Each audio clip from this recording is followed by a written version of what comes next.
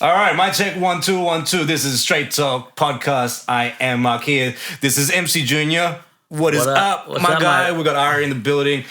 First and foremost, we want to extend our prayers and love to our brother DJ Janesh.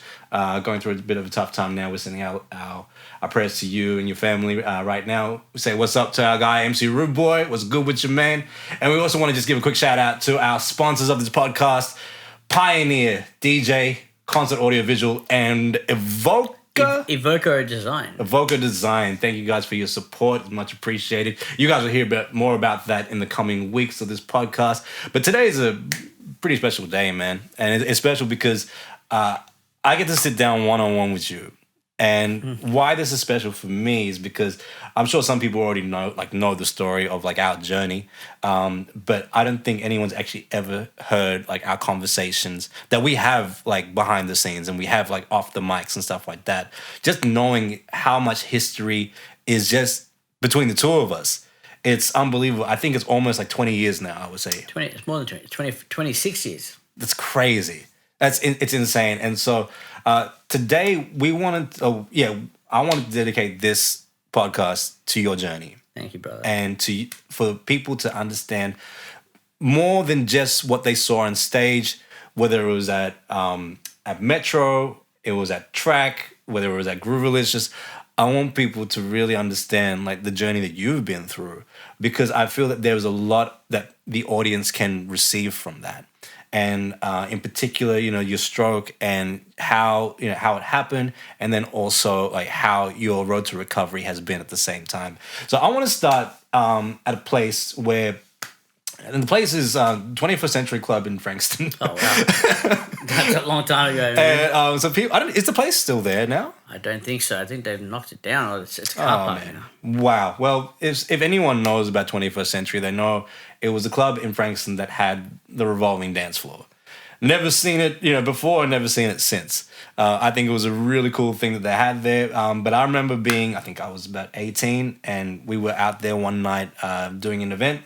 And you'd asked me to come along, and of course, like you did at that time, you drove me everywhere, and you would just play beats in the car, and you would just freestyle the whole way through. So from Oakley to Frankston, just freestyle. Just getting on it. Yeah, it's getting warmed up. Yeah, man, that's sick. It was, and so then the rest of the night, did your thing, and it was dope because there was a certain times where I got to kind of just sit in the DJ booth and just watch you work a crowd. And just see how you interacted with people, interacted with the crowd, how you got them to move and got them to get the energy up.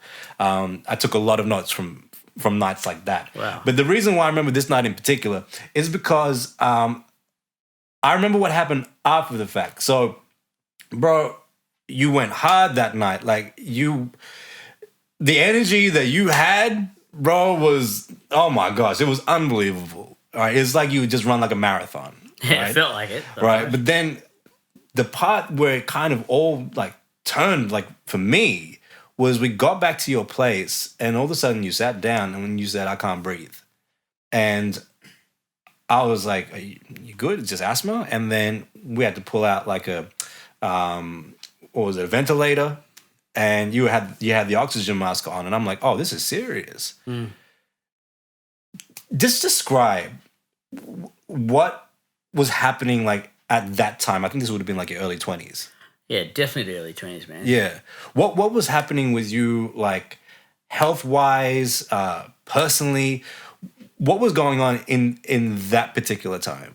I think a lot of people don't realize, behind the image, there's obviously a bigger and deeper story.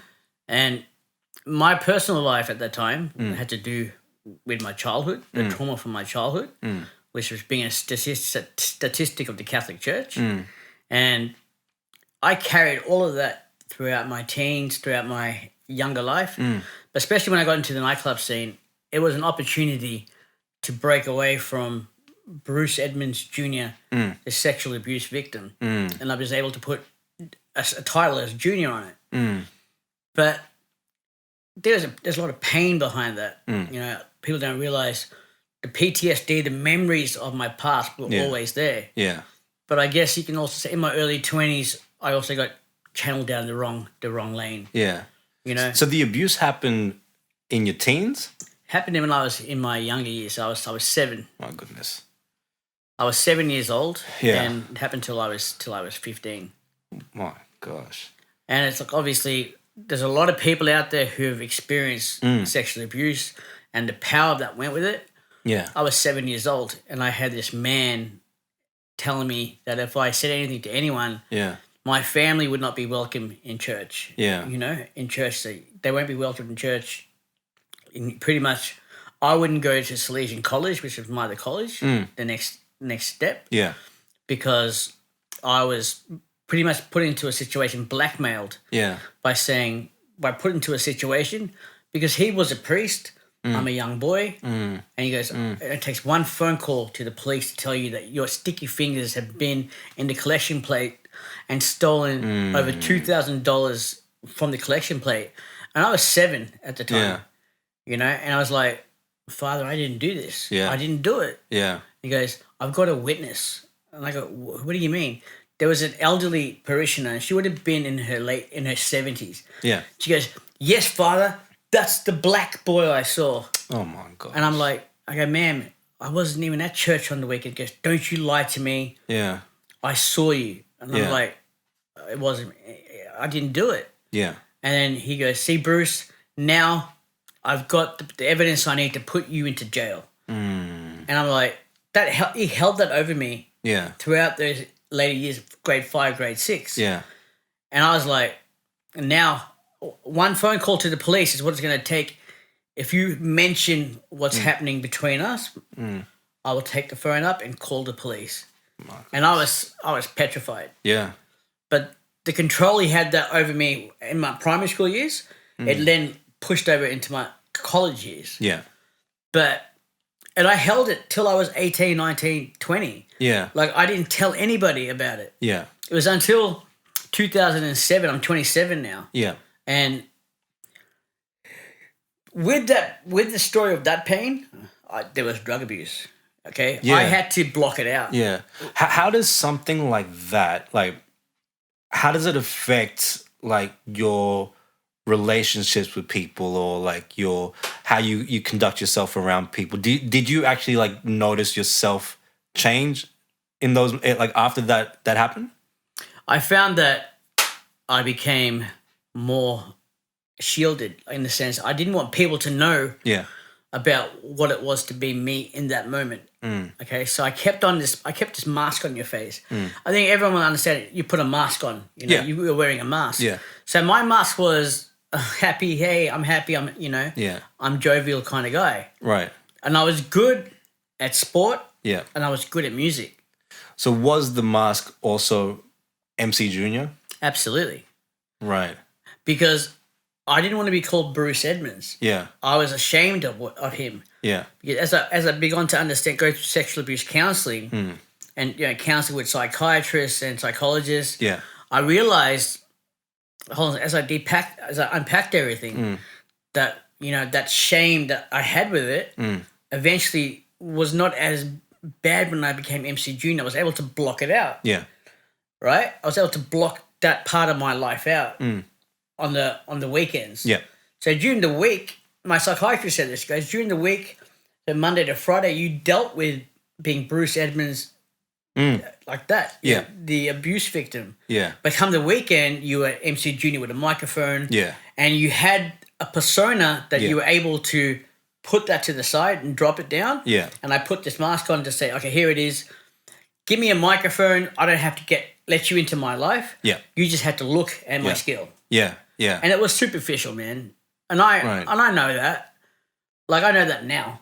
But the way I look at it, though, I feel that's a it's like a safety measure that you put in place. I don't sure. I don't think it's done like with ill intent. I think it's done to for self-preservation more than anything else, because a lot of times when people have trauma from their past, the way that they protect themselves is they say, okay, well, look, I'm going to remain guarded, and because I'm not going to trust anyone to get into that deep of my personality and my history. So we create the persona because we sometimes feel empowered by the persona. So like they say, like guys like Kanye West, they say that he doesn't know how to function in a room full of people.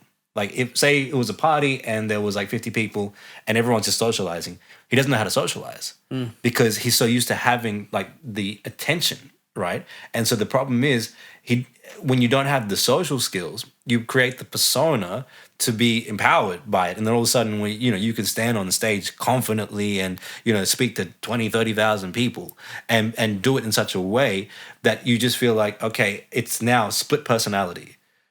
One is the MC Junior. The other is the Bruce Edmonds.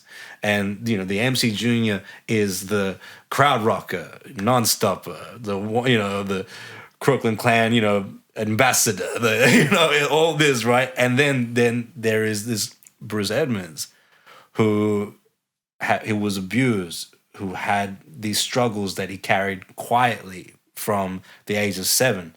And what tends to happen is we try to then say our permanent identity is in this bigger thing.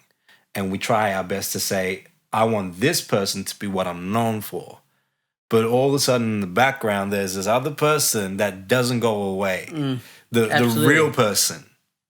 What was this, like, from your journey, did you see yourself, like, mold into this MC Junior, like, we'll call it character? Did you see that happen or was... No, honestly, I didn't actually, it wasn't my intention to mold into it. Yeah. I just guess as you enter that environment and you keep doing what you're doing, you eventually start to, every weekend, you grab a microphone, walk around the club, network, put on a fake smile. That was your molding set. Yeah. So you just knew every week, the week before it was like this. Yeah. The next week it's going to be like this. Yeah. And it's going to continue like that for years and years and years and years. Yeah. I mean, 26 years is a long time at the time to be doing that. Yeah. So when you say mold, I guess you can say I was molded. Yeah. And I found that I had to tweak it every now and again for this and that. Yeah. But I was able to do that. Yeah. And I guess for me, I was lucky enough that I had the social skills to, to speak to people. Yeah. To be a kind person. Yeah. I was able to be nice to people. Yeah, absolutely. And I think that's the difference. People think that, you can be fake. It wasn't fake. I'm a nice person. Yeah. I'm a good person. Yeah. That's my heart. Absolutely. Yeah. Yeah. I don't go out there to pretend to be a good person. But when you put the character of MC Junior on and try to get Bruce Evans to go side by side, it didn't go really well. So tell me, describe what it's like to do an event like QBH, almost 1,000 people, right? Massive venue. People don't know QBH is not there anymore, but it was right near Crown. Huge place, massive dome, huge spot. You MC in front of thousands of people. Describe the feeling of leaving the club and going home and lying in bed. It's a strange feeling because you think about the things that happened that night, the good interactions, the girl that I spoke to, or, I just rocked the crowd and they went crazy. Yeah. Like, they were like, do more, give me more. Yeah. So then you're sleeping at home, you're like, okay, you're holding on to that little part of it and saying, that's really cool. I'm happy with that. Yeah. Still sort of now buying into the whole, to all of it. Yeah. Thinking that just because that one person, was like, I worship you or you're the best. Yeah. Now you start to believe the hype.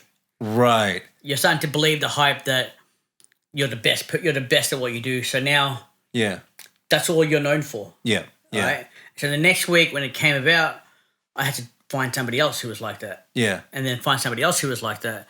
And again, as the years go on. So that kind of becomes like a drug after a while. Absolutely. Yeah. Absolutely. Yeah. Like, I can't go into a nightclub or to a venue just by going into a venue. For example, after my stroke in 2014, I didn't really go out. 15, 16, I was really sick still. Yeah. But when I went on a Sunday night to Alhambra, in a wheelchair now, right? I'm in a wheelchair and I'm sitting on the corner and I'm thinking, this is meant to be my place that I felt comfortable coming to every week. And now I feel really uncomfortable. Yeah. Like, I'm feeling all these eyes are on me. Yeah. And I'm ashamed again of being paralyzed in a wheelchair. Mm. And it hurt. I was like, people don't come up to you and say, "Hey, man, how you doing?" You know, all these, like you said, like Kanye West. Yeah. You know, people just throw yourselves at you. They gravitate, whether it be for whatever reason it is. When I held a microphone, people just came like that. They were like mosquitoes. Yeah. Right. But they also wanted drink cards. They wanted free entry. Oh my gosh. They wanted all those things that come with it. Yeah. And again, your superficial side is like, oh, because you're my friend, I'll give you drink cards. Or because you're this, I'll give you drink. I'll let you in for free next week. Yeah. And then as that progresses, all of a sudden, all these people are doing it, and you don't know what it's like to know who's your friend and who's not your friend, and then everyone becomes your friend. Right. And then none of them are your friend at all. But they're not really your friends. So That's correct. They're only there for what you can do for them. Perfectly right. Yeah. And that's the loneliness that gets covered up. Yeah. That's the trauma of my past not being exposed. Yeah. You know, I was able to fill the loneliness by all these fake people around me. Yeah. And I guess at the time I really didn't understand it or know it was that fake. Yeah. It was much later until I got sick. Yeah. That I realized, you know, your phone stops ringing. They don't want to come and see you, you know, because you got nothing to give people anymore. Did you actually despise clubbing? Or the scene or the music? I wouldn't say despise. I was confused. Like I was definitely confused by it. Yeah. I know that when I first came back into track, like when I had the stroke, pretty much my brain cognitively was not affected. Okay. When it happened, the day it happened, I'm in the back of the ambulance and I'm talking to I ended up being able to talk again. Yeah. Because when it actually stroke happened, I couldn't speak. Yeah.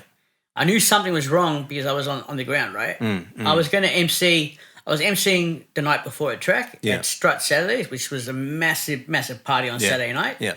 Then that Sunday, I was doing another gig at track again to do the Ja Rule concert. Yeah. And as I went out into my driveway, I forgot my CD. So I went back into the house, took literally 3 or 4 steps, and then boom, down on the ground. Like the blockage happened in my brain. So they call it an ischemic stroke, which turned into a hemorrhagic stroke. Right. Which is massive. And I have 33% irreversible brain damage. And that's because of 45 seconds, is it? It might have been longer, but to me, at that moment, it felt like I was on the ground for maybe it was like a minute or 2. Okay.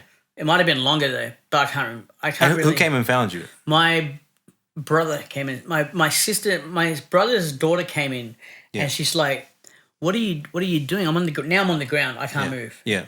And I'm like, "I'm trying to find my phone." He goes, "No, you're not." She goes, "I'm gonna get my dad." Yeah. He came in, and mind you, bro, I was a big boss, 161 kilograms, right? Yeah.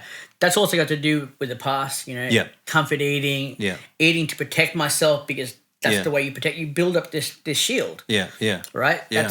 That's with food. Yeah. So I was on the ground. My brother came in and came next to me, and now I can feel pins and needles coming up my body, and it's coming on my face and my head, and I could feel it. And I'm like, I said, bro, I think I'm gonna die. I said, I think I'm gonna die. And he goes, no, you're not. You're not. I said, I can't get up. You know, and I pissed my pants. I avoided in my pants because obviously when you have that, the paralysis kicks in, bladder relaxes, everything relaxes.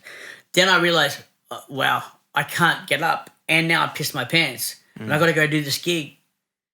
And I can't get up. I couldn't push myself up. Yeah. My brother's next to me. He's like, it's okay. We'll be okay. So he was there with me. I couldn't talk at the start, but then I started to tell him, like, this is what's happening. With the ischemic stroke, you initially get where you lose your speech, all that happens, and then luckily, if it doesn't go away, it can lead to a massive rupture, which it did, into a hemorrhage, and that's caused a 33% bleed in my head. Yeah. Then my sister is a nurse, and my brother-in-law was there as well. My brother-in-law is a big unit. Yeah. He came in with my brother's help. He picked me up with one arm, put me on the bed. Wow. Right, and like he's a big guy. My sister's a nurse, and she's like, lift up your hands. And I couldn't lift my arm up. I couldn't lift my hand up. And she's like, smile. And my smile was like that. Drooped, yeah. So I had to droop. Yeah. And then I couldn't talk. Then I was like, I couldn't put my words together. And she's a nurse, and she goes, he's having a stroke, call the ambulance. Yeah. I've never even heard of the word stroke in my life. Yeah. I didn't even know what they meant. Yeah. But I thought I've had diabetes all my life, being overweight. I'm just going to go to hospital and I'll be out in about an hour or two and I'll be able to do my gig at track. That's all I kept thinking about. Yeah. Or I have to go to, I then got to the ambulance Yeah. and I got on the phone to my boss saying, I can't do track tonight because I can't do the gig tonight because I'm in the back of an ambulance going to hospital. And she's like, and she thought I was joking. Yeah. And we had talked about it now. Said, Jenny Peters, do you remember when I said this to you? And she's like, yeah. And my sister got on the phone and goes, yes, he's had a stroke. He's now going to hospital. Ended up in hospital. And I tell you what, man, that was an experience as well. Doctors are coming rushing around you. And I couldn't put my head up. I actually couldn't put my head up to see what's going on because it was way too much. Yeah. Man, there's so much in this, man. Leading up to that point in 2014, you said that, of course, you said that you were overweight at the time as well, and you've done an incredible job to lose a lot of that weight, which has not gone unnoticed. Absolutely. At that, before that point, were there any warning signs, health wise? So, I mentioned, the 21st century thing happened. Was there other points where you, was there, because I think sometimes people have, a bit of a conscience where they say, hey, I got to slow up, something's going to happen, right? Whether it was, your parents telling you, hey, you're moving too fast. Yeah, or, I had it all the time. Yeah. My dad is my mentor. He's my rock. Right? He said to me, you need to just slow down a bit. Yeah. And I'm like, I'm young, I'm 20-something. Yeah. In my early 30s now. And I'm like, I'm fine, I'll be fine. Yeah. Yes, but you're doing too many late nights. Yeah. And then you're up trying to do something else. Yeah. He just goes, you need to take it easy, slow down. And I'm like, no, I don't. Yeah. So he did say he noticed it. My mum actually noticed it. My mum's not well, man. And this is what makes me sad now. My mum's not well. She's got Alzheimer's, right? Alzheimer's dementia. And even with my dad, he's had open heart surgery. And wow. Yeah. they're my carer, or my dad's my carer, and he's my carer for my mum. Yeah. So there's a lot of stress on him and pain with him that he's got to deal with me and deal with my mum. Maybe it's a little bit easier for me now because I've taken many steps forward to get better. But my mum's fighting a battle that he can't see. Yeah. And I can't see. Yeah. Yeah. Yeah. Wow, man. Was there any medical warning signs? Was there doctors saying, "Hey, man, blood pressure's too high," or diabetes is kicking in, or I think cholesterol is up? I had my local GP at the time. Yeah. He pretty much said, "You need to lose weight. Sure. Okay, you're too big." Yeah. And I've heard it all my life. You got to do this. And I'm like, yeah, I'll do it. But I knew I was making excuses. Right. I think I was making bullshit excuses for the reason of I was trying to, you can kid everybody else. Yeah. But you can't lie to yourself. Yeah, of course, yeah. And that's what was the case. Yeah. So I was like, the doctor was like, I need to see you. I need to see you now. And I'm like, I wanted to avoid the doctor because I didn't want him to. Yeah, you're always late. You don't want someone to come and try and change your lifestyle completely. I get that. Yeah. And it's also, again, I was taking insulin, which made me put on weight again. Right. I was fighting the PTSD. Yeah. I was dealing now with medication, antipsychotic medication that made you put on weight. Man. So wow. Yeah. All of these things. Then I stopped. What led to my stroke, and I'll tell you this straight. Yeah. I had been through a legal battle with the Catholic Church. Yeah. Right. And I pretty much, I went into mediation to cut it short. Yeah. Right. And the lawyer said it's up to you if you want to take this matter to court. And I was like, I said with mediation, this is what I got. At what age is this? So so the abuse happened from the age of 7 to 14. 7 to 15. 15. Yeah. When does Bruce Edmonds muster up the confidence to actually start talking about it or to actually address it to a point where it becomes mediation? Until I go into rehab at Odyssey House, Victoria. Because I told you I had a drug problem. I became addicted to methamphetamines. And what age was this? I can say I started at the age of 21, Okay. right through to the age of 27. Wow. So quite a few years with that. And that was a week to week thing, man. Again, as you're doing your job, people are like, these people like latch onto you, like, I take this, and you don't have to pay for it now. You can pay for it later. But in the meantime, I'm getting hooked. Yeah. But I'm not using just because it's fun. I'm using it to get away, isn't it? It's an escape. I'll tell you what it is. It's like all these antipsychotic, Seroquel, Epilim, all these drugs that they give you to suppress these memories were not working. But the moment I smoked ice, everything gone. It just went. I didn't have to think about the past. Yeah. So behind every addict, whether it be alcohol, whether it be drugs. Oh yeah. There's always something. There's always that's always like the outward like expression of what's really happening internally. Absolutely. It's just the end product.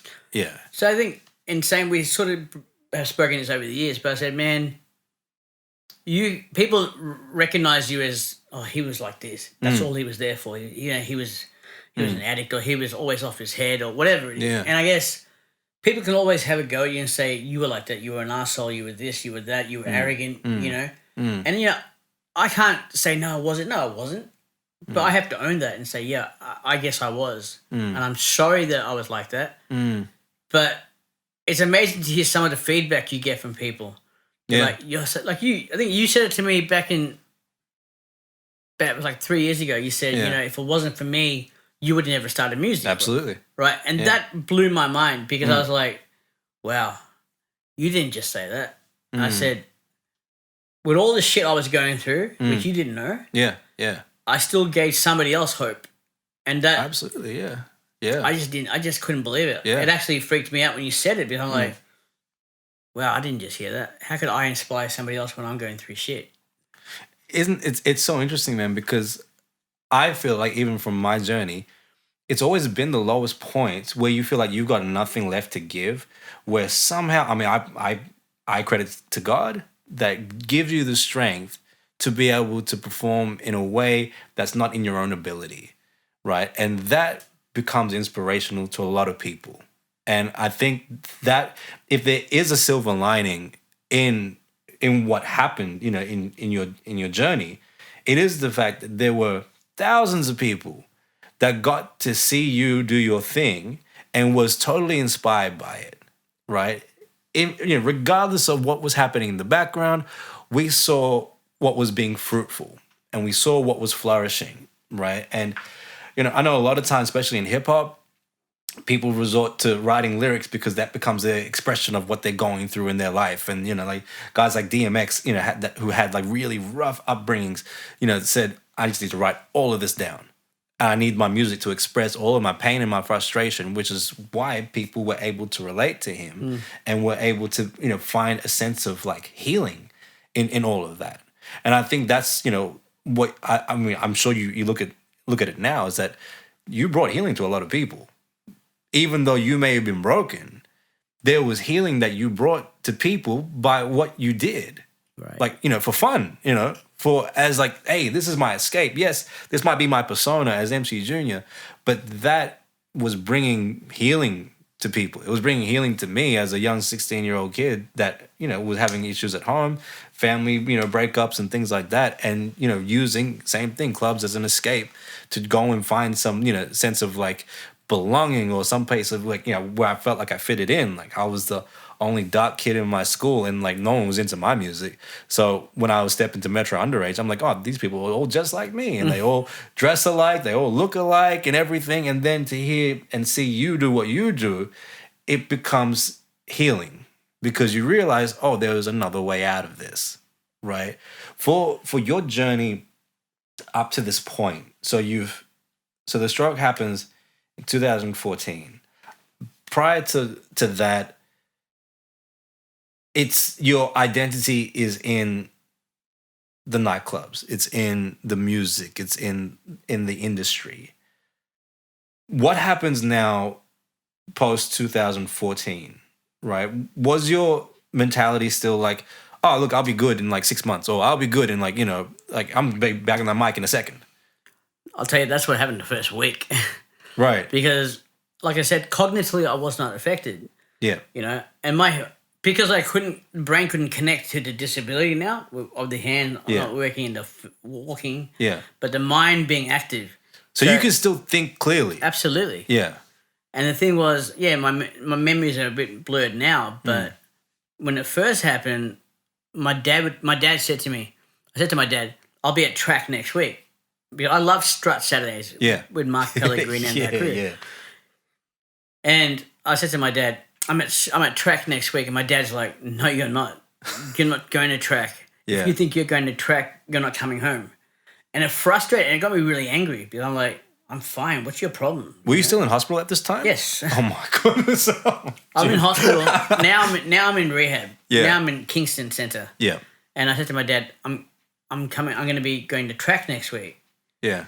Again, not thinking that something was wrong here and affecting everything else. Yeah. I'm just like, I couldn't get out of bed for I think it was 6 or 7 months at that time. My goodness. How long was that first hospital stint? The first hospital stint was close to 7 months straight. 7 months. 7 months straight. Yeah. That was from January till May. Yeah. And then I came out I was out for 2 weeks. Yeah. Then I had a massive tonic-clonic seizure, really bad. Describe for listeners what that is. So that's when you have no control of your body. It starts to, you start shaking, you froth from the mouth. It's like a seizure, is it? It's a seizure. Okay. Yeah, so it's a seizure, but it's on the more severe of the seizure. Right. I went unconscious. Yeah. And then I was shaking like a leaf and oh gosh, bringing up stuff. Yeah. And that was because the brain, the wiring in the brain is just scrambled. Yeah. So that happened, and then I fell and I broke my shoulder. Oh my goodness. Yes, I broke the shoulder. Yeah. And with the stroke, your arm, all those tendons, they eventually, holding it like this, Yeah. they start to detach. So the arm actually had, the socket of your arm, the humerus, actually had an inch between the bones touching. Of tendon left. So the bone is here, Yeah. and the other bone is here. So that's your arm. Yeah. Normally how I can have that movement like that. Yeah. I don't, that movement. You're good. Yeah. So that movement was gone. Yeah. The arm started to detach, is what I'm trying to say. Oh my gosh. So my arm was just hanging. It wasn't actually doing anything. Yeah. So the doctor said, we need to put the bone back together. Yeah. So come out of hospital, 7 months first, Yeah. have this situation with the seizure and the break, Yeah. had to go for another surgery. For the arm. Yeah, it was July. It was July or August. Yeah. No, so now it was end of June. Yeah. Or May. Yeah. Yeah, start of June, and this happened. So I was in hospital again, back at Kingston, and I came back in the bed, the gurney, and they're like, all the nurses are like, "Hey, welcome back." And I'm like, "Yeah, it's nice to be back." Gosh. Different room, but again, back in hospital. Yeah. You can say all of 2014. Yeah. I mean, with that little week or two out of hospital, Yeah. I was in hospital for about 11 months. My 11 goodness. to 12 months. Well, it felt longer. What do you, man, when you're spending 11 months in a hospital, knowing that pretty much your last day of normality was a day you were meant to like open for Ja Rule. What are you thinking about when you laid up in the bed? I had to sit with the childhood abuse. Yeah. Then I had to deal with the unknown, man. It's like not knowing if I'll be walking, a week later. Yeah. Or a month later or a year later. Yeah. Because the doctor said to me, you'll simply not walk again. I've seen your scans in your brain. And he goes, he came into my room smiling at me. How are you, Bruce? And I'm thinking, yeah, I'm good. This guy was a nice doctor, but he was laughing now. Yeah. Now he's laughing at me. Oh, son, I've seen your brain scans. I don't want you to get your hopes up because I've seen these before, and I don't think you're. He goes, you're not going to walk again. Now, mind you, I'm 33 years old. Yeah. And I had it taken like that. Yeah. And obviously, I became scared again. Then I was like, I give up. What's the point? What's the point of living life when it's taken away and you're going to be in a situation where you can't walk again. Yeah. I was heartbroken, man. Yeah. But I was really heartbroken. I was like, all the hope of wanting to walk again or Yeah. wanting to fight for it, I just didn't fight for it. Yeah. Man. My mum was in the room that time with me as well. Yeah. When this doctor said it, and she burst into tears. Yeah. And she saw me burst into tears. I cried myself to sleep that day. Yeah. And then I had to lie with that all the time, man, knowing that I'm not going to walk. I couldn't even put my head up. The first month, my dad said to me, you couldn't even put your head up. I couldn't eat. I had to eat on my side for the first 3 months. My goodness. My goodness. During that period, because I'm sure there is like you're describing, there is a mental toll that this takes, in regards to just like having to deal with like, okay, how do you now like readjust or refocus your life on with the current circumstances? Does the hospital offer you like some type of like therapy, like, or some like psychologist like sessions or anything like that while you're going through this? At that particular, no, man. To simply put it, no. Okay. Not while it's straight away happened, because I guess they want your brain to readjust as best as it can first. Right, so they want try so naturally they want everything. They want it. Obviously, they say the first 12 months Yeah. of having a stroke Yeah.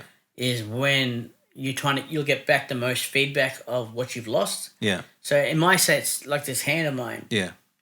they said to my hand's paralyzed. So Yeah. I can't move my fingers Yeah. or my wrists. Yeah. But I can show you what it does now. But so for the last 9 years, Yeah. my arm, 8 years, sorry, my hands doesn't go up or down or even attempt to open. Yeah. Because it didn't come back in that first 12 months. Yeah. So therapists will say, if you don't get it back within 12 months, you'll never get it back. But yeah, cool, man. I can walk now. It's taken me over 1 million steps to walk. Yeah. Yeah. Wow. Yeah. You don't think about it. You walk from here to your car. Yeah. That's like 100 steps there. You know what I mean? And you're doing that every day for how many years? 9 years. Yeah. And then you're walking in a shopping center. You're walking everywhere. Yeah. Yeah. Those are steps. Yeah. I literally had to do that. Now I've got to do it for my hand. Yeah. I mean, I'm thankful I'm on the NDIS, man. Yeah. Definitely. And this is like, I'll show you quickly. Yeah. Like right now, there's nothing without this device, right? Yeah. This device sends an electrical pulse into the nerves that are paralyzed. Yeah. But it can only happen when I think about it, right? So normally when I think about it, without this on, it does nothing. Yeah. But when I put this on, and it's the device called the Omni High Five. Yeah. And I showed we shook hands before. And I mean, by doing that, it's giving my brain the opportunity to heal itself. Yeah. A lot of people said to me, oh, you need time to heal. You need time to heal. And I'm like, That's amazing. What does that even mean? Yeah. I need time to heal. Yeah. So right now, brother, if you put your hand here, I'm thinking about it. And that's me thinking about it to touch your hand. That's amazing, man. I'll put it back and I'll be like opening again, put it down. Yeah. But that's me doing it. It's not on a timer. Yeah. So that's me actually doing it, That's me thinking about moving my hand. Yeah. So I open it now. That's me going, all right, let's open and close it. Yeah. Again, I'll do it one more time. There we go. And I'm just looking at my arm saying, let's go. Yeah. So I'll go before I pause it. And it's going to take, 900,000 repetitions Sure. to hopefully get that back. Yeah. But the hard part about this is, man, I wake up every morning and I'm paralyzed. And that's kind of the victim. You can fall into that victim mentality. And I think, the first probably 4 years I was like that up until 2018. Yeah. I'm like, this is who I am. This is everything that's about me. Yeah. Now I've got people go to me, how are you doing this? You've survived sexual abuse and now you're surviving a stroke and all the illnesses that come with that. Yeah. How are you doing it? Because that would have broken many people. And people go, oh, absolutely, yeah. People are like, you're so strong. You're so strong. It's amazing how strong you are. I'm like, yeah. But I don't see it like that. My sister, who I love, she's my rock as well. She'll get me. She'll put me in my place. Yeah. Not many people will do that. Not many people will tell you. Yeah. She'll tell me. Yeah. we have that relationship. We're very much alike. Yeah. Her name's Gia. Yeah. And I'll tell you what, man, she'll hit me on right in front of her and say, "Get real, pull it together." You know. Yeah. I don't like what I see. Yeah. And she'll tell you all the things that Yeah. I kind of know. Yeah. And she knows it as well. Yeah. But she'll put it in a way that will make me think. Right. But back then, man, she didn't like the persona of MC Junior. She hated it because it broke our family apart at some point. You know. What was there? So so the 4 years of the thought process of this is who I am. This is it. Was there a situation or was there a moment which changed that to be like, no, I need to get up and do something now? I had to. I guess you can say I had to get my hand open because my hand was like this. Yeah. My left hand was like that. Yeah. And there was a doctor who said to me, "I can open your hand up. Yeah. So I can at least get your hand to open up. Yeah. So it wouldn't be a fist anymore." Yeah. But she goes to me, "You're too fat to put on the operating table." Because you're too fat. If I put you on there, the chances of me killing you are about 80%. Oh gosh. And so I said, well, she goes, "Would you want me to open your hand or would you rather die?" And I said, "Obviously, I don't want to die." Right. But I looked in the mirror one day and I shredded myself. I just looked in the mirror and I said, "What are you crying for?" Go, "Don't cry. You're pathetic because you deserve everything that's happened. You deserve it. You're crying when you can change it. She's willing to do this operation, but you're so weak that you can't do it. Don't cry and try and feel sorry for yourself." And I really hit myself hard and shredded myself. I said, if nobody else was going to do it, I had to look in the mirror and get that reflection back. Yeah. Yeah. So I stopped, and in answer to your question, that 4 years came back, and I was like, all right, I want to have this operation done. Yeah. So I need to lose the weight, and I have to get down, so I can prove to this doctor that you can. Yeah. that I was willing absolutely. to fight for it. Yeah. And then she said to me, no, this is the situation. I went to see her back in 6 months. And now I'm walking because I've lost the weight, and it's making things easier. Yeah. You know what it's like when you put on a bit of weight, your feet hurt, your knees hurt. Yeah, back, yeah. Your back, all that stuff. Yeah, I was carrying 161 kilograms of that every day Yeah. for about more than 10 years. Yeah. Right? And so when she saw me the next time, I was down maybe 20 or 30 kilograms at that time. Yeah. And she's like, wow, you made such an effort for me, and I am willing. I said, I came in here today because I only wanted you to give me a chance. Give me one chance to live a normal life, where I can get my hand open. I said, I told her, I said, I did this for you. But really, I did it for myself without. For sure. Yeah. Yeah. But I had a purpose and a goal, and that was to get my hand open. Yeah. So, but getting my hand open to walk was another part of that. Because I didn't want to be in a wheelchair. And I didn't want to be having my girlfriend Jenny and Effie, taking me out and like having to push a wheelchair around. Like, man, I can walk kilometers now. I fight for that. Yeah. I can work in a club and stand up. Yeah. Instead of having being in a wheelchair. Yeah. That's true. Yeah. I've been doing it at the Moser, and we've done it together with Rubo and you. I haven't even seen you in a wheelchair, man. Yeah, because luckily I got past that 4-year stage. In 2018, that's when it really, really happened. It changed. So in this time, as the rehab and things are happening, as you're cutting down the weight and all that, are you thinking about music at all? That's a good question. All I'm thinking about, and I've had a discussion with you, man. I did my first gig after my stroke back. It was probably 2017. Yes. I hadn't touched a microphone obviously at that time for three years. Yeah. And I remember getting back on stage with my band at Burton Park. That was the one I was there for. That's what you were there for. Yeah. And I got back on stage, and I got up there, and it was like my band was playing "Could You Be Loved." Yeah. And my drummer looked at me like, "I'm gonna play just a beat." So he played the beat, and I was just like, then I froze. I actually froze. But I'm like, oh my God, I don't know what to say. I don't know what to do. And I got scared. Yeah. Because I couldn't actually do what I used to do. Yeah. So in that instance, I actually sort of shunned away from music because it hurt too much. It just see, man. I was lucky enough when I was young. You know, I had uncles who played in bands. Mm. You know, being Anglo-Indian, you would Yeah. understand Sri Lankan. Yep. Right. Yeah. Music came to me naturally. Yeah. I didn't really have to work for it ever. Mm. So whether it be as a drums, Yeah. I mean, I remember, look, you had not only, again, people probably don't recognize the nuances in this, but outside of you being able to freestyle and put, words together, I remember being in clubs and hearing you sing harmony parts, like over certain songs. And like, bro, like, I mean, that stuff didn't come naturally to me. But all of that stuff, like the vocal technique, the freestyle ability, the drumming, like, man, it's so unfair because people have to work with that, man. and I think that's the hardest part about it is that everything that came natural Yeah. is no longer natural. Mm. Like I used to be able to find the pocket of every song and go bang, I'm on it. Bang, Yeah. I'm locking on. Yeah. But as we've been working together, Yeah. and I've told you how scared I am about it. I've lost my confidence within myself to say. Every time I speak on a mic, I've got this voice in my shoulder saying, "What are you doing? You sound like shit. Stop it." You know, and it's constantly. It's not just one off. It's actually there all the time. Yeah.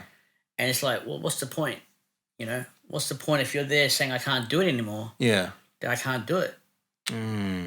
Does the passion change as a result of that? It does, man. It does. I mean, my passion was just hyping up a crowd. To have the power to go, put your hands up in the air, now make some noise, like scream, Yeah. all that simple stuff. Yeah. But to get that reaction Yeah. takes this energy inside and that natural ability not to be scared to do it. And it's like that passion. What was the question? I forgot. Does the passion change? The passion does change. Yeah. You just because you don't feel that passion, you're scared. Yeah. I'm scared. Yeah. Like I'm actually petrified to bust a freestyle out over a groove in front of an audience because I know I'm going to be out of time. And then while I'm out of time, I can't put my words together Yeah. because I'm so used to we get check out. Let me show you how we break it down. But let me show you like this. Like right now, I'm stumbling, and I never stumbled in my life. Right. Right. And that's the hardest part about it. So the passion of wanting to be MC Junior Yeah. as pre 2014 Yeah. is not there anymore. Right. That's gone. Like, if you want me to say, I'm not chasing what was there 2013 onwards. Sure. What was there in amongst all of this? Has there been a moment now where not that you've had to retire MC Junior, but almost put MC Junior to the back burner so that Bruce Edmonds can also heal at the same time? I guess you can say that's true, man. I've had to go to many a counseling session, many a psychiatric session, just to get that unpackaged thing still. You know, because I am Bruce Edmonds, you know. Yeah. I told my dad about it when I was probably 21. Yeah. And I said, MC Junior created Bruce Edmonds. My dad's like, what? He goes, MC Junior created Bruce Edmonds. He goes, you're that delusional, you can't see it. He goes, Bruce Edmonds created MC Junior. And I honestly believed it the other way around. Yeah. Yeah. I mean, look, I when I hear stories like yours, I always kind of think back, because I'm coming from a pastoral background and, understanding what the Bible says and things like that. Not to go too far into that lane, but I always feel that that God wants to heal, right? And when we talk about healing is not necessarily like the physical, but it's actually healing the person. And sometimes the circumstances have to change in order to heal the person. Because, the way I think about it, say the stroke didn't happen and you continued on, you did Ja Rule's show, then the following week you did another set at, track or whatever it is. And the MC Junior, persona or that character keeps going. Do you feel that it would ultimately lead to destruction at some point? Absolutely. My sister Gia said to me, he goes, you had to have a stroke this is God's way of telling you that you needed to stop using drugs. You needed to slow down. You needed to, this is the only way, nobody telling you is going to work. Like Gary Pinto, he's my best friend, Yeah, Gary. man. But he's like, Gary was there. Gary's always been there, right? And he's like, bro, you've got to calm down. You can't do this, can't do that. And again, I just wasn't willing to listen. Get healthy, take your medication. I wasn't willing to listen. Lose weight, I wasn't willing to listen. Yeah. And then my sister, now I'm in hospital. Yeah. My sister's like, Junior, this is God's way of teaching you that you're not going to listen. I'm going to make you listen. So in answer to that question, if I'd kept on without that, without this happening, eventually I would have died, man. Wow. I would have died. So I guess, I mean, I don't want to call it irony, but I guess the reality of the situation is the stroke actually saved you. Perfectly. That's absolutely correct. Yeah. In order to get healthier, in order to get a second chance, I had to say, if I didn't have that happen to me in 2014, I would never have stopped using drugs. I would never have pushed my body to the point that it was not being able to take it. Yeah. So, and I'm happy to say, man, for the first time in my life, I've actually found my self-worth, my self-respect, and self-love. Yeah. Like, Wow. I've never had that before. Wow. That's amazing. And I think for everyone that watches this or listens to this podcast, I feel that all of us in our lives have a point where we can blame somebody for the way we are, or blame someone for how our circumstances are now.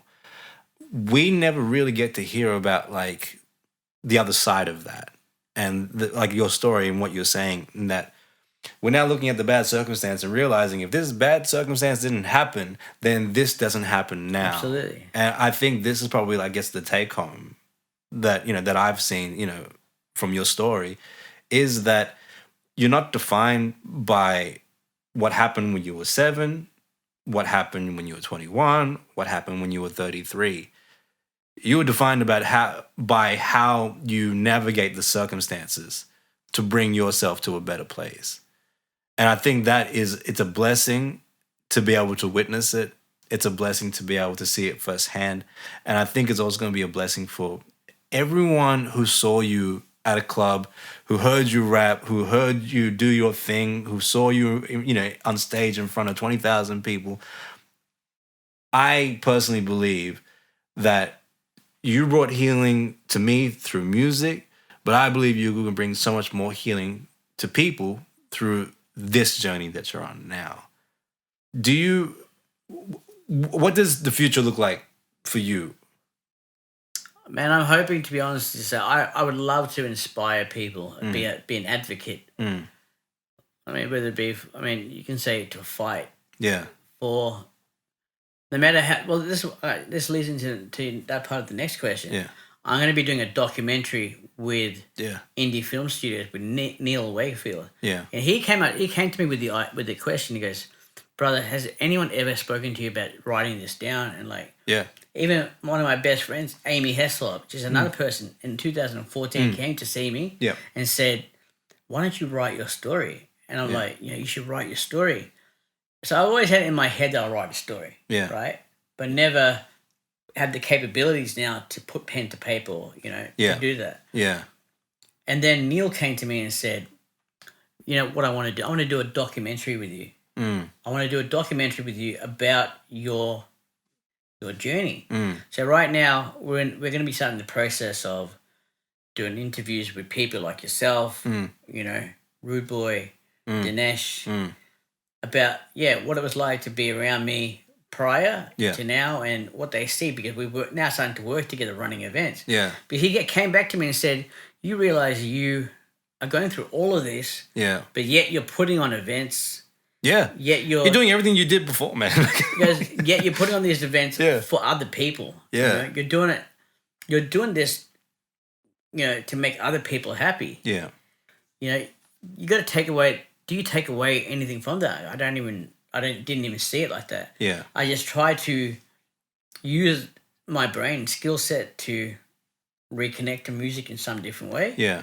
Because, like I said, man, I can't do what you do. You know, I'm proud of you to say, wow, you're doing music. You know, you're actually producing, you're putting your stuff together out there. I mean, that's one thing I always dreamed that I ever did, you know, but looking at you doing it, you say that it's an honor, you know, you're humble, or I've forgotten how you said it, but you look at me and how honored you are around, like, this is a pure protege of what we did. Absolutely. You know? Yeah. Yeah. Because what we did back in the day, now I'm sounding really old. What Rude, you know, Go on. what MC Rude Boy and myself did back in the day, Yeah. that wasn't scripted, that wasn't written, that was not even rehearsed, man. Yeah. I mean, I was lucky enough to just have that ability. The same with Rude Boy. I'm sure Rude Boys can tell you stories about where he got it from. Yeah. But I don't even know where I got it from because Yeah. all my cousins were big DJs back in the 90s. Yeah. Bobby Love, Yeah. Craig G, Yeah. and Dinesh. That I got hooked into it. But I just said, I'm not going to be a DJ. I want to be, what's up, Melbourne City? Yeah. So I wanted to be the guy on the microphone. Yeah. And like I've told you about Rude Boy's story, I was at Mercury Lounge and I heard this guy I heard somebody over the top of the music. Yeah. Not overpowering, Yeah. but just In the pocket. Who is that? Yeah. And I go, he'll laugh when I say he knows it. I thought his name was MC Moonboy because I didn't know. Shows his ass. Not. I just thought it was MC Moonboy. And I said to my cousin, he goes, wow, man, that MC Moonboy guy at Mercury Lounge, he's like, Moonboy? He goes, that's Rude Boy. And I'm like, no way. Anyway, then it was Rude Boy. The next week I saw him. Yeah. And he was just like a normal brother like me. You know, it wasn't some big 10-foot tall African-American guy. Yeah. Just same height, glasses, and just killing it. Yeah. And I thought to myself straight away, that's what I want to do. Yeah. Right? I don't know how I'm going to do it, but I want to do that. I want to be able to have control of a crowd and go, bam, he was on it, man. I'll tell you what, that guy could rock a party. Oh, and yeah, he still can. What are you talking about? He's still on point. Man. Yeah, no, this is awesome, man. This really is. So now, so documentary is coming out soon. You're still organizing the gigs. You still, like, how I see it. And again, because, you know, I think we lost contact probably around about, like, I would say maybe 2006, 2007, I would say. Probably maybe even before that. And then reconnected maybe about 4 or 5 years ago. Yeah. So in my perspective, like, I knew that you had the stroke, of course, but seeing, like, where, you know, we stopped communicating to where we restarted communicating, I honestly feel like nothing has been lost, right? In regards to what you're doing. Yeah. You know, because, when I last spoke to you in 2006, 2007, you were still running events, still hosting, still emceeing. And, you know, now in 2022, you're still running events, you're still hosting, and you're still emceeing. So, like, the way I see it, you just took a couple of years off. Yeah, you know what I mean? like that. That's all there was. And I think this is, it's incredibly inspirational to see it. Because, like I said, some people might get, you know, lost and stuck in their past and become a victim of their moment. And some people decide to look at themselves in the mirror and be like, no, we're not doing this. And we're gonna make the most of this and push forward with it. Absolutely. That really is amazing, man. Is there anything else you wanted to share, like, with the audience for someone that is either a stroke victim or someone that has terminal illness or someone that has something that is permanent? What advice or what encouragement could you give them? First of all, I would definitely say it's okay to say you're not okay. Mm-hmm. You know, that "Are you okay?" movement. Yeah. They said that. I was too scared to reach out for help, to reach out to my friends and go, I'm struggling, I'm hurting. Like, so I guess my advice would be reach out just to a person you're so confident in and go, I need your support. Yeah. Today, I need your support. Yeah. I don't want you to take on my pain in the sense, I want you to think what it's like to be in my situation. No, Yeah. I don't want that. Yeah. I just want you to I need your help today. Yeah. I want you to I want you to know that I'm here, Yeah. right? Because I didn't do that, so I felt alone. Yeah. Yeah. I didn't reach out to my family. My family didn't even know about the sexual abuse stuff till I was 27. Wow. Yeah. Right? I kept it a secret till I was 27. Yeah. It's a bloody long time, brother. Absolutely. Yeah. So in that time, I always explain it like this. I lived in Oakley, so I'm on the Oakley line needing to get to the city directly.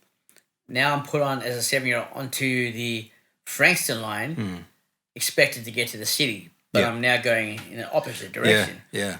But that's not done by choice. That's done because, like you said, survival skills. I've had to do it that way. Yeah. Yeah. Absolutely. And then by going on the wrong wrong train line, I've had to navigate my way through these experiences and interactions.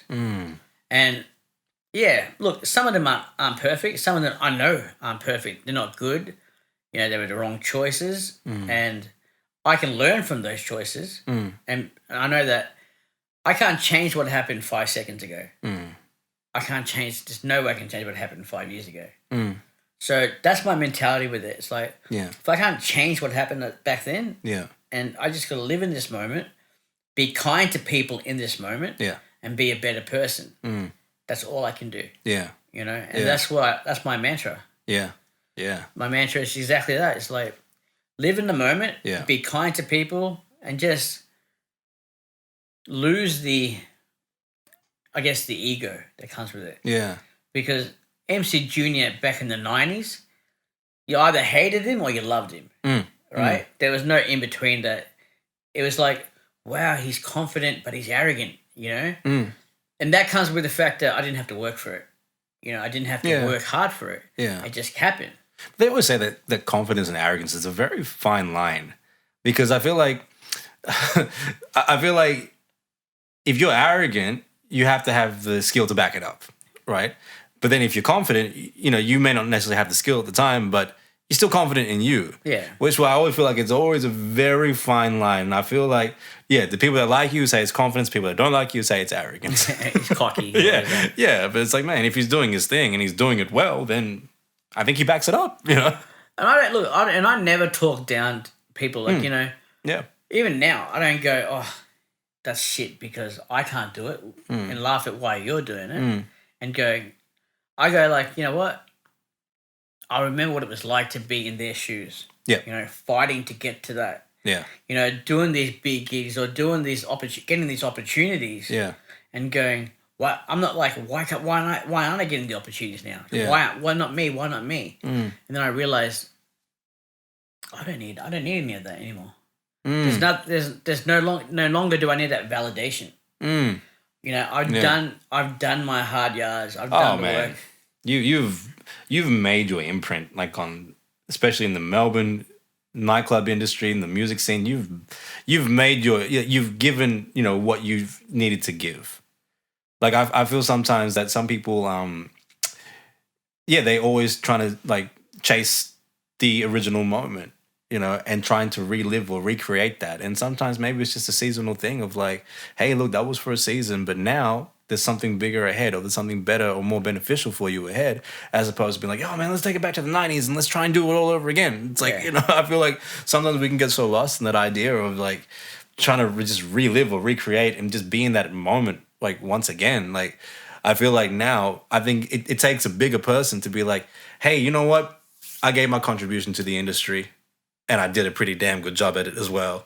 And look, I've planted the seeds. The young guys that are springing up from that, hey, let's leave it to them. Do your thing. Do your thing.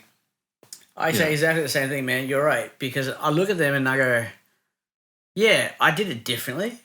Sure. But if it works for you right now, the way that's working, then that's what I guess you can say music does, man. Music is it's evolving. It's evolving. It's going to always change. Yeah. You can't say it's not going to change. Yeah. Right? And it would be wrong for me to go, they have to appreciate what we do right, you know? Yeah. You know? And I guess some old people in the industry might think that. Yeah. Because I don't know where trap came from. I don't know where crunk came from. Like, I don't know where all these different genres. All I know is I was in hospital in 2014. And all of a sudden. and like, this is the truth. In 2014, I'm in hospital. And back then, my dad would take me to a gig that Mark Pellegrini, one of the best promoters and kindest people you'll ever meet. Yeah. He just would always look at me and give me the opportunity to come back to track and go, you know what? No matter even what's happened to you, I'm willing to give you still a gig. Yeah, right? definitely. That he didn't have to do that. Anthony Morello, Mark Pellegrini, Andreas Mihalakos, these guys, my boys, they said we still want you to be a part of something. So my dad would take me there, and I was like, my dad, I'm not listening to the music had changed. What happened? I just said to him, what the hell is this? Like, I didn't get it. Little John came out, turned down for what? Yeah. And I'm like, what's going on? Like, I actually said to myself, what is going on? Yeah. Like, I don't know what's happened. Right. Because last time I was in the club, Fine China by Chris Brown was out. Oh, yeah. And that's a mad track. Absolutely. It sounds like a Jackson track. Yep. It sounds like it's. I mean, the video clip is it's MJ. It's MJ. Oh, totally, yeah. And the song is like MJ. So I thought, all right, cool. So R&B is now coming back with that cool vibe. Yeah. Right. And then even Timberlake with his suit and tie was kind of that same time. Very true. Yeah. So I thought, this is a chance that R&B is coming back. Yeah. May not be what we did in the 90s, but this is pretty cool. I'm in with this. Yeah. And then came 2015. End of 2014, 15. Yeah. And I didn't know what was going on. I actually felt uncomfortable being in a so-called R&B club. Right. This is the interesting thing, man, because I look at it and I always try to not be a victim of the moment. Like, I try to say to myself, especially now because I do production work for younger artists as well. So I can't just be like, nah, man, that sucks. Do what we did in the 90s, because I have to navigate and also evolve at the same time. But this is where, like, I almost identify, like, where things are a result of something else. So, like, I look at someone like Little John and be like, oh, yeah, well, that's just Fat Man Scoop. Really? Because he's doing everything that Fat Man Scoop does. All of his songs are literally just crowd chants. That's all it is. So exactly. I just draw the lines, right? Even like trap music, it's from Atlanta, it's from the South. Who was the first Atlanta artist? Outkast, right? What does trap stand for anyway? It doesn't stand for anything. So basically the idea of trap was that it was created it's representation of a trap house, which is basically a house where drugs are sold, right? So basically the idea of like trap music, the term was coined by T.I. It was the name of his second album.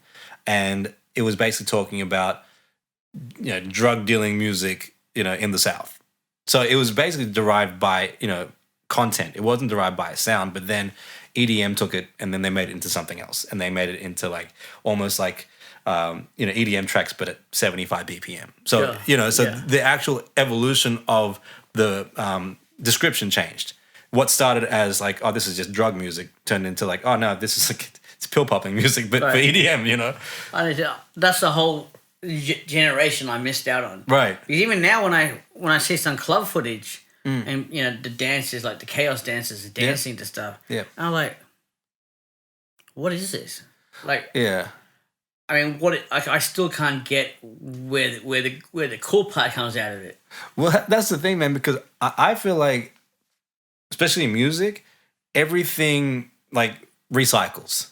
Right. So whether it be the samples that recycle, whether it be the styles that recycle, like all of that, like it all comes in ebbs and flows. Like I think towards the end of like the 2000s, like dance hall was big again. So Sean Paul and Wayne Wonder and, Kevin Little and stuff were all like, that was the South. But then like now 2 years ago, Afrobeat came out and, guys like guys that Drake works with, like they're all like, it's all Afrobeat, but it derives from the same place as dancehall does. So how I look at it again is just not a thing of where I'm saying, oh, these young guys don't know what they're doing. It's like, well, they're just doing what we did 10 years ago, but they're just putting their own spin on it. That's where I think our age comes into it. Not because you work with the young artists.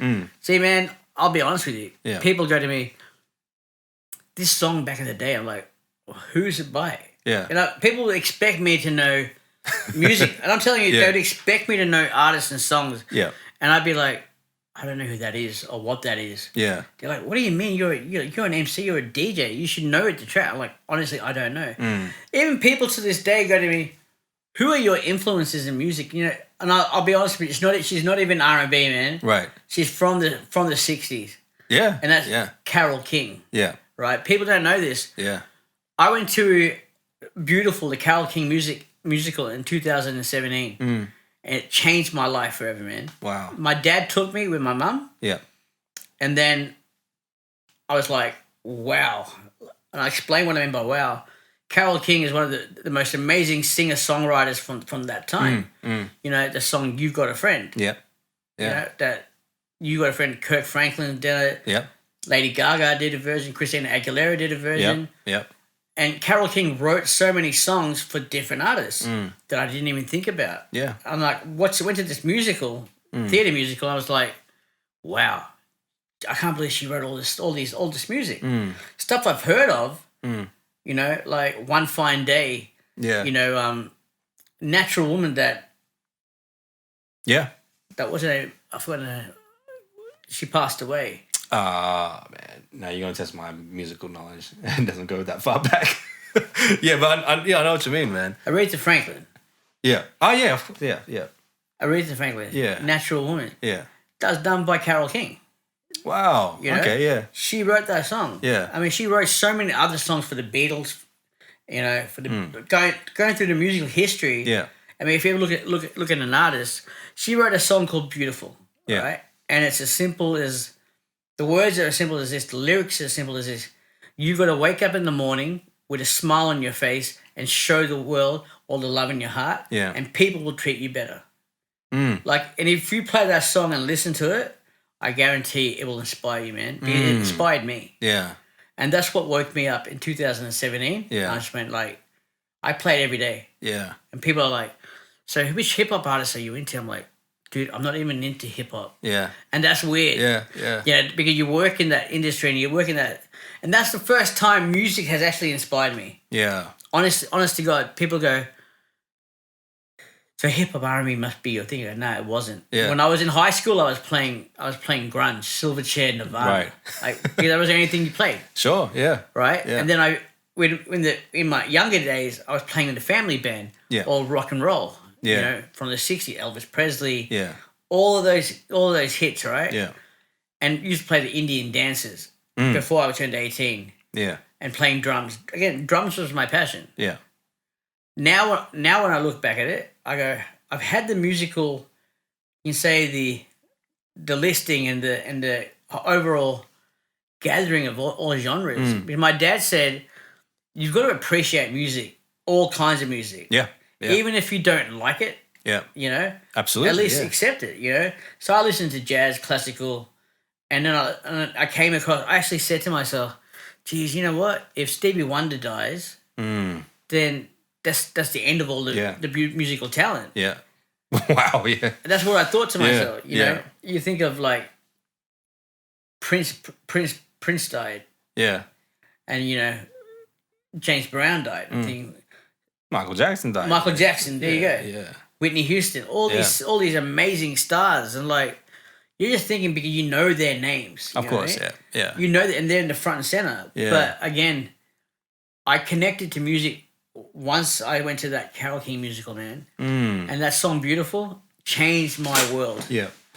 It changed my world forever. Ari. That's so good. We can cut it. Don't worry, man. I got Ari in the background. Ari's been my carer for the last 5 years, man. Shout out to Ari, man.